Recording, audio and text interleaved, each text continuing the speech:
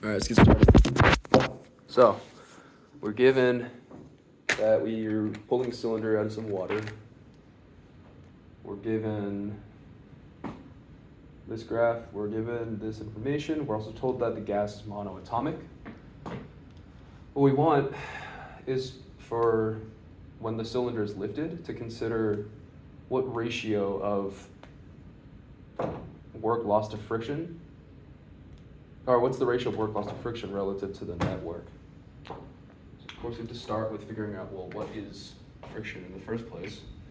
The work of friction is the net work minus the work done by lifting. And then to find that ratio, if this is work friction, we just have to divide it by work net. So we want these two values here. The net work and the work done to lift.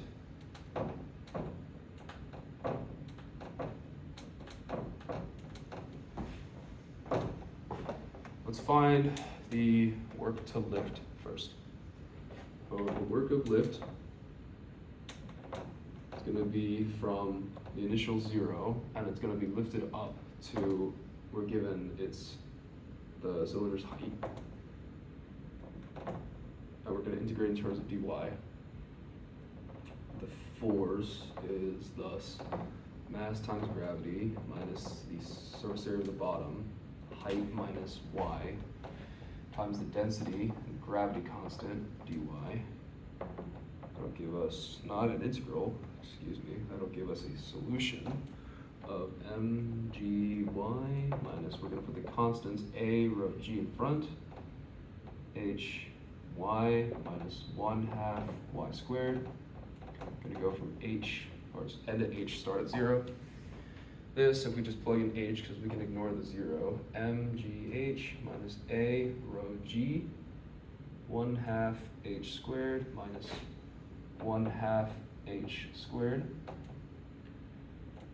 mgh minus a rho g, 1/2, that should not be a 1/2 h squared, that should just say h squared. H squared, we're going to plug in our numbers. We want mass, which is 6 times 10 to the third. We want gravity, which we know is 9.81. We want height, which we know to be 4 meters, minus the surface area, which we know to be 1.5 meters. We want the density, which we know to be 1030 kilograms per meters cubed. We want the gravity constant again, which we know to be 9.81. And we want 1/2 of the height squared, which is 4 squared. And that will result in a number.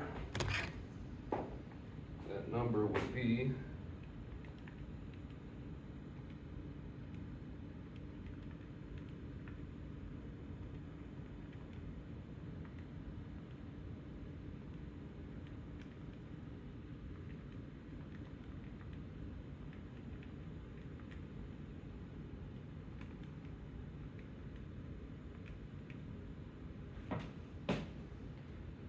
$114,188 joules.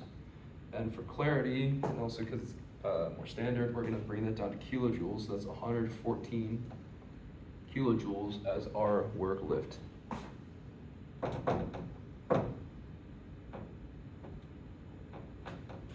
Great. So now, let's not erase our givens. Let's find the net work.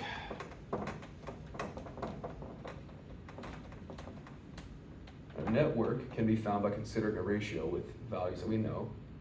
What's a value that we know? Efficiency.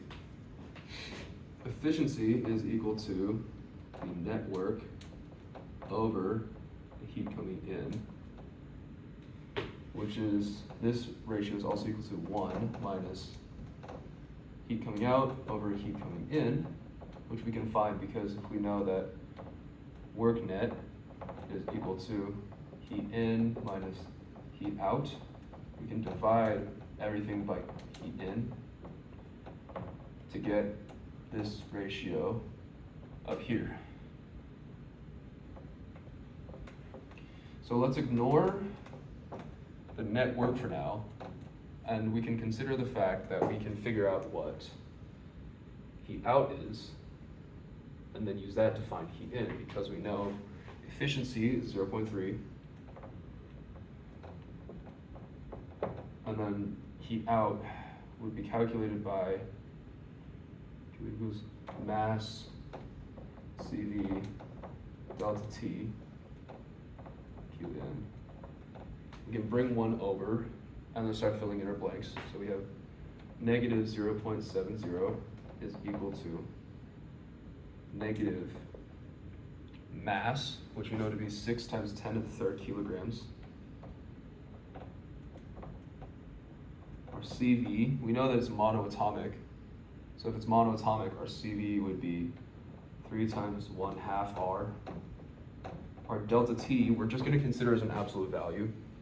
So it's negative 300 degrees Celsius, so we'll just take it as a change of 300 degrees Celsius, all over Qn.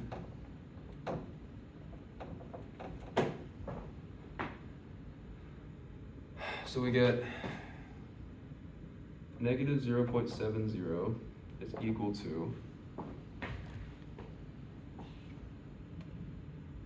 negative 6 times 10 to the 3rd times 3 over 2 times R, which is 8.314. That's the gas constant. We get 300.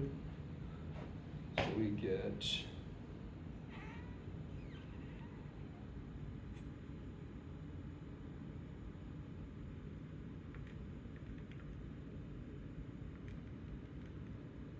something went wrong.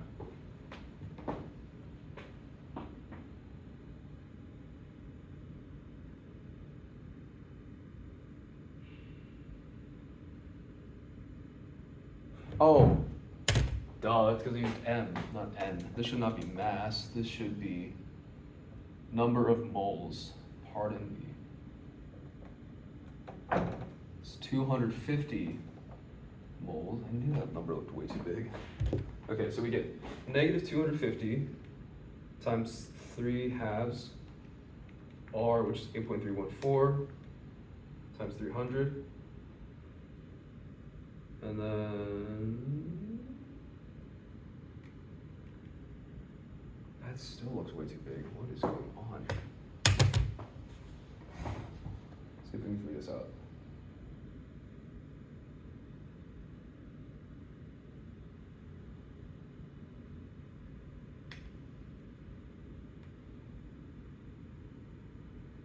Does that look too big? Wait.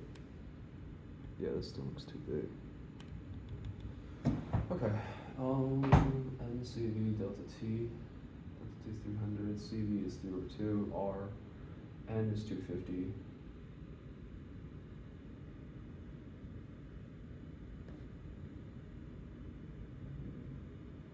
Yeah, negative 0.7, 250, 3/2 R, 300, 1 over Qn.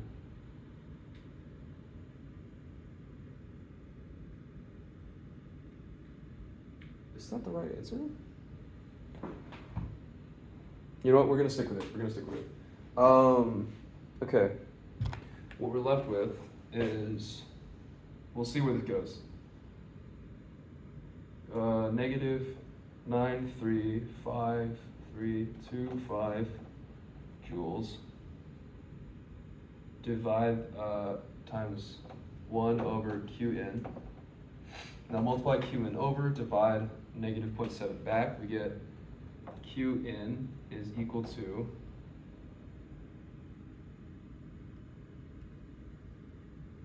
negative 1336178 joules. Then we're going to divide by 1,000, so we get Qn is equal to negative 1,336 kilo. Okay, wait, that's a little better. Let's save that. Qn is equal to 1336 kilojoules. Okay, I'm getting somewhere. So now we know a value to put in our denominator here, and all that's left is to find work net. So we know efficiency is 0.30 is equal to work net over Qn, which we just found to be 1336 kilojoules. Multiply 1336 over, we get work net is equal to